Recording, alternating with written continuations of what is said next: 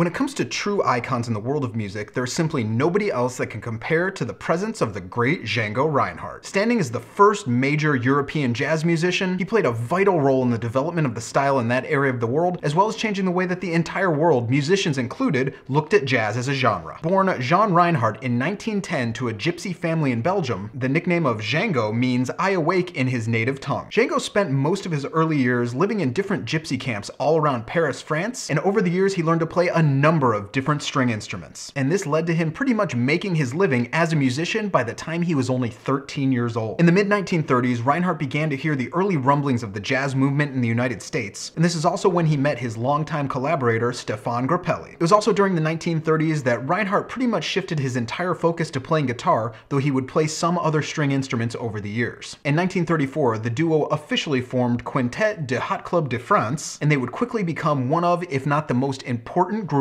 in all of European jazz history. Without any real percussion in the group, they would use their guitars and tap on their guitars to keep the beat on songs, and this approach, as well as the wide range of instrumentation that they used, would always push the limits on what was possible within the world of jazz. Over the next few years, Django Reinhardt would record with some of the most important and influential jazz musicians in the United States, like Coleman Hawkins, Dizzy Gillespie, and Louis Armstrong. But then in the early 1940s, his band was reconfigured due to the Second World War. Even though he was of gypsy descent, Reinhardt managed to escape being executed during the Nazi occupation of France, mostly due to the fact that there were a number of high-ranking Nazi officials who loved his music. Following the war, Django Reinhardt had a brief stay and tour of the United States, but he really didn't achieve the notoriety he absolutely deserved at the time. And some music scholars have argued since that this was due to the fact that a number of the big-name US jazz musicians were worried about being overshadowed by his sound and approach. The tail end of the 1940s and the early 1950s saw Django Reinhardt experimenting as a solo musician, but he never really reached his pre-war fame, and in May of 1953, he passed away at a very young age due to complications after a brain hemorrhage. Nearly 20 years after he passed away, there was a massive resurgence in his music, as music fans and bands began to really dig deep into what was being called gypsy folk. During this period and in the following decade, you can find a number of his songs and progressions being covered by artists all across every musical genre conceivable. To this day, Django Reinhardt remains almost a folklorish icon across all of culture, and you can see this stretched as far as the 1999 Woody Allen film Sweet and Lowdown, where he's basically the main character, but in an unspoken way. Though most may try and relegate him to the world of jazz or folk music, the fact of the matter is none other than Tony Iommi from Black Sabbath often points to Django Reinhardt as a massive influence, as both of them had accidents at a young age that impacted their hands, and Iommi cites Reinhardt as the reason he kept playing guitar. Other performers from Jimmy Page to Eric Clapton to Trey Anastasio to Robert Fripp have all noted taking massive pointers from the music of Django Reinhardt. And even within the world of hip-hop and dance music, you can hear his early progressions being sampled quite often. While many performers have come and gone in the centuries since his birth, the fact of the matter is no other has been able to create as melodically beautiful or strangely whimsical a sound as you find in the entire recorded catalog of the great Django Reinhardt.